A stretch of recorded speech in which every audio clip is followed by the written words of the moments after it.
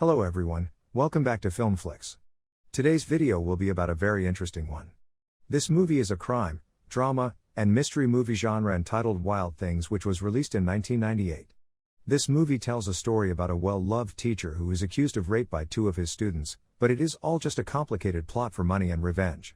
Well then, without further ado, let's get started. The first scene of the movie shows a handsome teacher named Sam Lombardo who is giving a speech in front of his students. A couple of detectives from the police, Ray Duquette and Gloria Perez, are there as a guest to give a lecture about sex crimes. When they go to the podium, a student named Susie Toller decides to leave the hall in anger.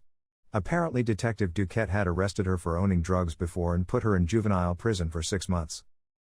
In the next scene, we see Sam and a student taking care of a boat on the docks near school, when a naughty student named Kelly Van Ryan approaches him. She asks for a ride to her home and he will wash his car on Sunday in exchange. Sam finally drives Kelly home alone with the student who handled the boat named Jimmy. After they arrive in front of Kelly's house, Kelly's mother, Sandra, comes out to greet them in a revealing outfit. She even invites Sam to stop by for a drink. It turns out that Sam and Kelly's mother had a relationship in the past. The scene moves to Sunday now. Kelly comes to Sam's house with her friend. When they're at the front door, a woman named Barbara comes out from Sam's house and gets a goodbye kiss from Sam. This makes Kelly jealous and she gives a snide remark at Barbara. Kelly and her friend wash the car until no stains are left on the surface. They both get wet. Kelly tells her friend to go home first. Kelly then gets into Sam's house with him. She teases him with her body in the wet. After that, the scene cuts away. We don't know what truly happened. The next scene we see Kelly get out of the house with a messy appearance.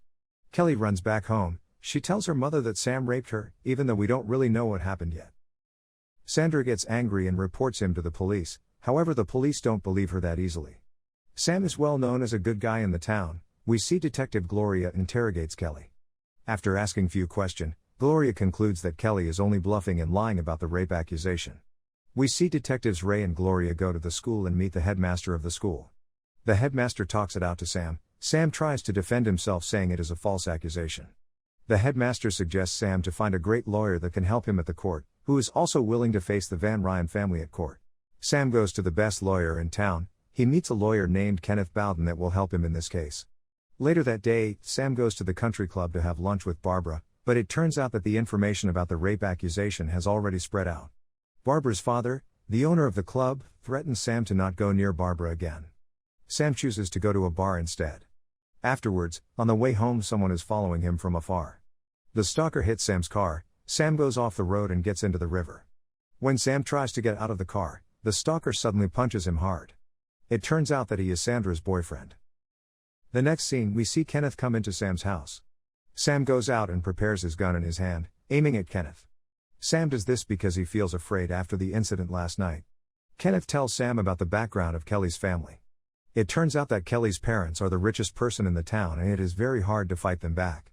Kenneth suggests Sam to admit the accusation so he will get a shorter punishment by the judge. However, Sam says that he doesn't want to do that as he did not rape Kelly. Detective Ray and Gloria pay a visit to Susie's house because apparently she called them. It turns out that she is staying alone in a trailer. Susie called them to ask if Sam has been arrested or not. Gloria and Ray ask a few questions to her, how close she is with Sam. Susie replies that he gave her a ride home, and comes into her trailer alone, just the both of them. Gloria asks did Sam raped her. Susie answers no at first, but after a bit of pressure from the detective, Susie spills it out. Susie says that forced and pushed her on the floor of her trailer and after that he raped her. Susie admits that Sam said the same line that Kelly also admitted he said to her while he raped her, thus they have enough evidence to arrest Sam. The next scene moves to the day where Sam will be judged at the court. The whole citizen of the town attended the hearing today as this issue is a very hot one. Kelly explains the whole event and what happened in Sam's house. She says that Sam forced her to have sex with him. She tries to stop him but he pushed her down on the floor. After that, Sam forcefully raped her. All of the audience feel disgusted with Sam. The next hearing is Susie's, and Kenneth, as Sam's lawyer, asks her a few questions. Kenneth feels weird as she claims that Sam raped her, yet he is also the one who helps her problems in the past. Even after the time Sam supposedly raped her, Susie called Sam to help her out when she got arrested for drug possession. The audience feels annoyed about what she did. How can she accuse Sam who was helping her before? Susie feels under pressure. She finally says the truth. Susie explains that Sam did not rape her or Kelly. Susie admits that she is suggested by Kelly to help her make false accusation on Sam as revenge. Susie was upset that Sam didn't help him when she was arrested, and also says that Kelly was in love with Sam but got upset when she found out he had a relationship with her mother.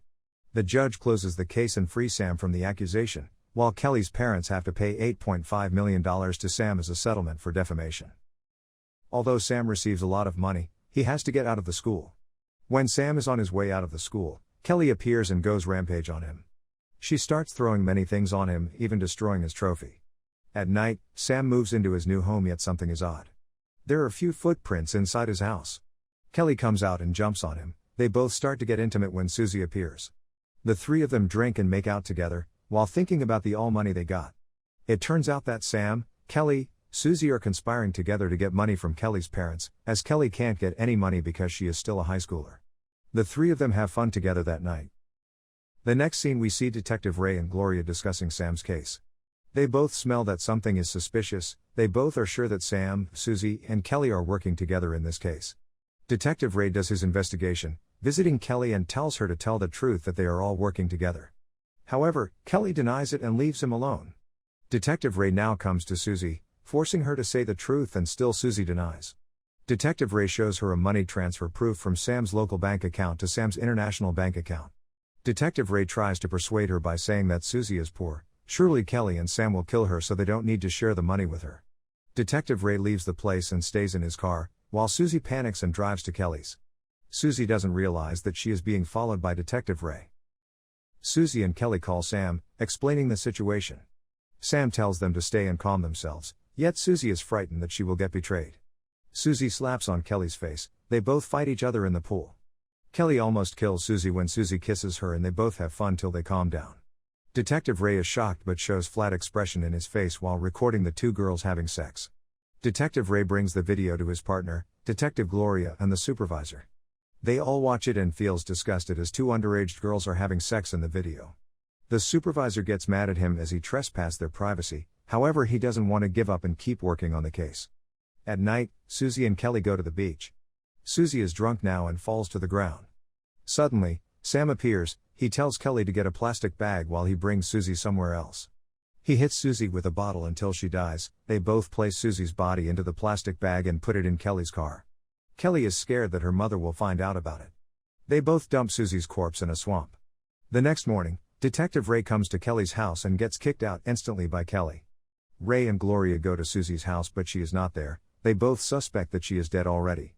Ray meets Jimmy, who used to hang out with Susie, and he takes Ray to the seashore where Jimmy and Susie always hang out on. Ray finds 2 teeth which are believed to be Susie's. A further investigation is implemented. The supervisor comes and tells Ray to stop the case. They all assume that this is Kelly's doing. It will be bad for Kelly's family if the news spread out. However, Ray says that this is Sam's doing and Kelly might be the next victim. Detective Ray asks for Gloria's help, so she investigates and observes Sam from afar. We see Sam panicking and calling Kelly as Susie's tooth has been found. Suddenly, Sam appears in Gloria's car. He takes her inside his house. Sam explains to her that Kelly and Susie have a special relationship and are a lesbian couple. Sam also shows Gloria the bad records of what Kelly has done before, trying to convince her that Kelly is the killer. Gloria calls Ray about it, but he doesn't believe it and goes to Kelly's house. When he gets into her house, suddenly he hears a gunshot inside. Not long after a few gunshot, Ray comes out.